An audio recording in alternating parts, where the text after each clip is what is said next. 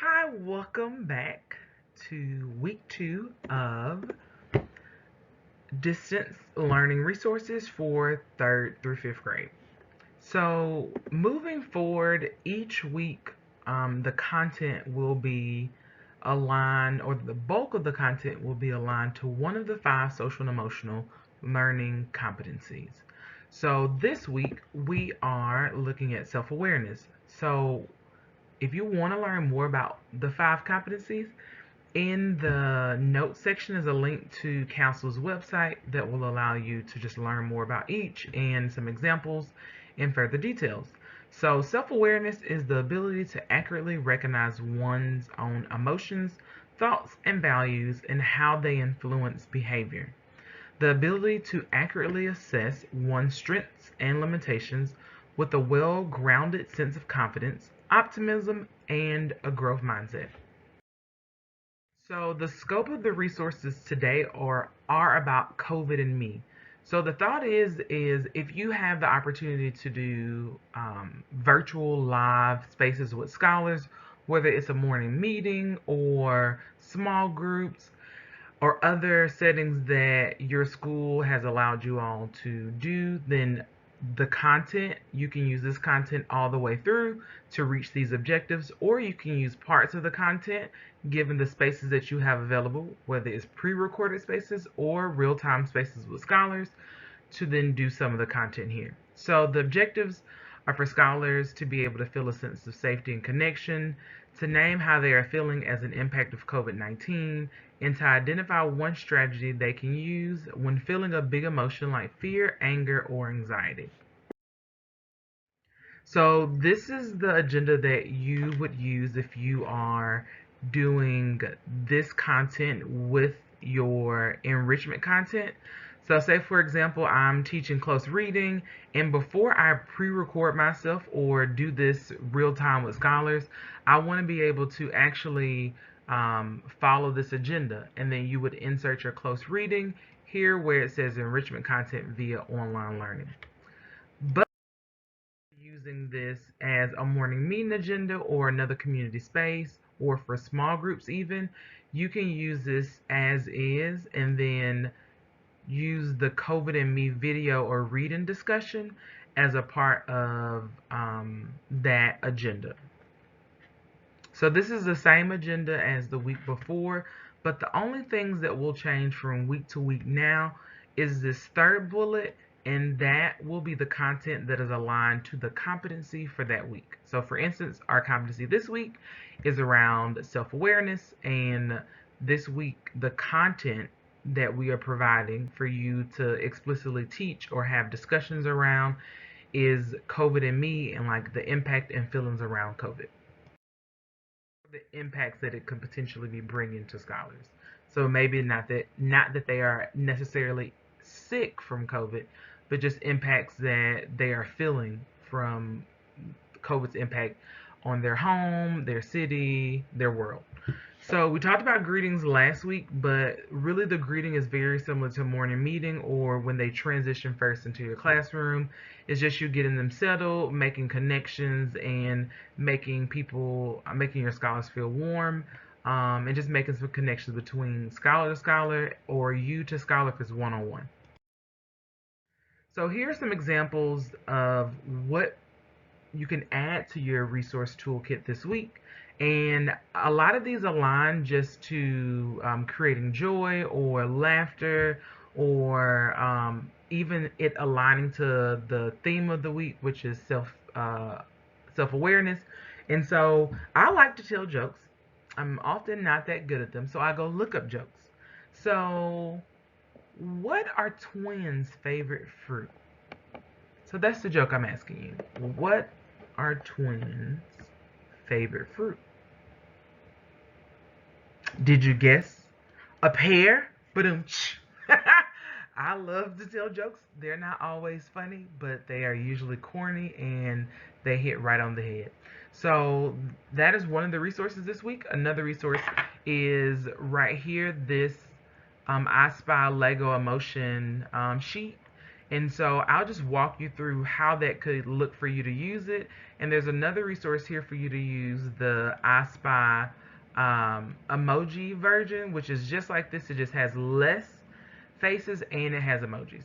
And then our friendly gifts that we saw last week with the waving bear, and I just added a few more for week 2. So if you're doing the I Spy Lego challenge, one thing that you could do is you could show an image of a Lego and then ask scholars to kind of identify what is the emotion that we feel like this Lego is exemplifying. Have scholars to share out. If it's pre-recorded, have the scholar think, write it out, or just hold it in their brain. And then you could say, you might have said shocked, you might have said surprise, but we could have said different things, but that doesn't mean that that emotion is incorrect. And so now that we've come to a consensus that we believe that this emotion is surprise, or even if they said shock, you can use shock. Um, I want you to take 10 seconds to see how many of this Lego emotion face or this Lego face can you find in this sea of Lego faces.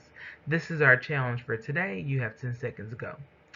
You can get them to count and then come back. Maybe they can type it in the chat, or depending on how you are engaging with scholars, you can just say, did you guess 10? That was correct. I'm actually not sure how many of this face is actually there, but the link to this worksheet is in the notes, and you can do different faces. And if you scroll through the resource, it has the screenshots already of, or the worksheet of the different faces. And then you can just go through each of them, and then that can be your transition to your next section. So the next section is emotion check-in. So scholars would have just done some type of awareness of emotions and naming of faces given the Lego face, and now they're basically going to do this for themselves. So go through this process, which we talked about last week, and pick your tool that you. So I am referencing a tool that I used last week, but I'm talking about it in more detail. So this tool is the emoji face, and for lower grades, it might be essential to write the numbers on there, but I did it for this week for upper grades as well. And so you would just have the visual up, tell scholars to think about how you're feeling coming into, asking scholars how are they feeling coming into the space today. Put it up on the screen. You could ask them to hold up the number on the video chat, or just to say it out loud if they are at home by them, or if it is not live. And then you also could go even a step further. You could ask them, say I said I was worried. You could ask them to place their worry on a number line. So one is that, like, I'm a little worried. Two is normal, like this is a normal word for me. Or three is like I'm extremely worried, and that might be a cause for you to check on that scholar later, if you find this out through a live feed, or if they are sharing this in some way and you want to follow up with them because they were really worried. You could share that and even share it with some of your resources or people in the network to also get more support for that scholar if you feel like that is necessary. So then after we check in about our emotions, this could just be an opportune time to actually do a mindfulness practice with them to get them to be present in the moment before whatever content they're going to do, or before they even watch the COVID resources with you or read the COVID resources with you. So now we want to give them an opportunity to do a mindfulness practice so they can be present for whatever content or experiences are left after this. So My Yeti is one resource, and if you click on this link, it will actually take you to their YouTube page with about 10 to 15 videos. And one that I highlighted was about your amazing brain. It's a little bit less than 2 minutes. So here you could watch this video with scholars, and this one is not necessarily a mindfulness practice, but it will be good for scholars to actually think about when they are experiencing a big emotion, what is actually happening in their brain, and for them to actually stop and think about those things and learn that when you're really upset and you can't move or you can't do something, that actually is your brain telling you that you need to slow down, that you're experiencing a strong feeling, and that there are some things that you can do in order to take back control and be able to focus. So one of the things that you can do this week is a guided meditation. This is a 5-minute mindfulness breathing practice to restore attention, which is also really good to do right before you go into content.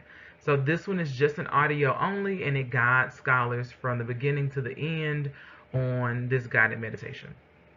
And then in the note section of this PowerPoint, there are some questions that you could ask after scholars do the guided meditation if you so desire. So this is when you would do your enrichment content, whether that is a read aloud, or maybe you're doing a science lesson, or maybe you are doing a theater lesson, but this is where you can insert that content, especially if it's pre-recorded, or if it's live, like real time, you can still insert that there. If you are deciding to do the SEL content, because maybe you're doing this during morning meeting or another community space that you have set aside just to chat and talk with scholars, your theme could be COVID-19 and me. And then I've given 2 resources that you could use, or 2 options that you could use to have a discussion around COVID, and also just give facts. So we know that facts over fear is extremely important right now. And so here are some tools that you can use. The first one is a brain pop video on coronavirus. You do not need a login. The link to this coronavirus video is in the notes section of this PowerPoint. And there are also questions that are attached to that lesson that you could use. So it's a lot of them, it's other activities. And so you can find ways to supplement that best given your group of scholars. There's also a comic exploring the new coronavirus. This is by NPR. And these are just the first 2 pages of the comic. But you literally would just go to the notes section, click on the link, and share your screen with scholars and just read through the comic with them. And then also you could use some of the same questions from the Brain Pop video, or I've also placed some in the note section of this slide that you can ask. There also is a 3-minute listen, so if you didn't want to necessarily read this comment with scholars, NPR wrote or recorded this episode, this 3-minute listen episode for students. So it's directed towards students. And here are the questions that are also in the chat, or not in the chat, that are in the note section that you could use after either resource.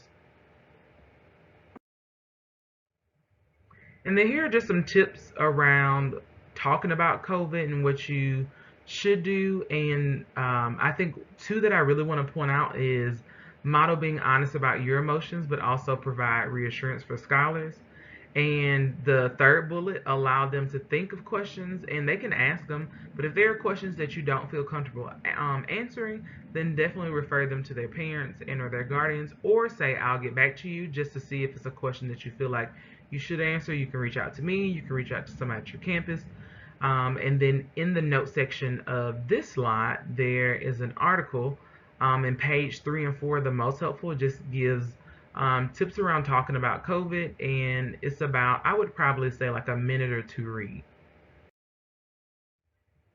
So then we end with a movement challenge in our optimistic closure. And so we said that thinking about having movement every day and that alignment with your mind just improves coordination, it improves muscle, it also just improves their state, like their mental state and their well-being. So are some examples of what you could do, or the challenges you could give this week. Again, you don't do the movement challenges with scholars unless you want to and have time, but you can say, hey, I really want you to take some time today to exercise. Take a walk, do a dance, do yoga, stretch, ride a bike. And then here are some yoga poses that scholars can actually do. And you can communicate that through Google Classroom or whatever platforms your campus is using. And then I always like a personal touch, and I like to tell my scholars that what I'm asking you to do, I am going to also do. So I would have just showed, I would show this and say, hey, like, every day, or like, I'm going to be working out this morning or this afternoon. I'm going to do a virtual class with the gym that I'm a part of here in Dallas. So that's just like a way you can add a personal touch and also let them know that you are in this with them. And then lastly, optimistic closure, giving scholars an opportunity to think about what they've learned and to be able to share that or voice it out loud or write it down or draw it. Again, is the list of optimistic closure examples that you can use is the same list from last week. One that I just pulled for this week is something I will remember. So I'll just share my responses. This week I've talked to about 4 teachers from different schools throughout the network. And so something that I will remember is just the power of connection and perspective, and that always it is important to connect with people. So like in this the resources here today, like I got the opportunity to share examples with you how to connect with your scholars, and teachers have been teaching me ways in which they would like to better connect with their scholars, or ways that they plan on using the resources here that I haven't even thought about. So that is how I would just model the same sentence stem that I'm asking them to do. I would give my response either at the beginning, the middle, or the end. And so last thing, I am creating SEL Zoom space for Q&A. It will be this upcoming Monday from 10:30 to 11 a.m. And it's 30 minutes, and if need be longer for the following week, we can do it, or I can set up more time. But this Zoom link is in the notes section of this slide. If you can't hop on Zoom, or if you have a question, you can just text me or call me or email me.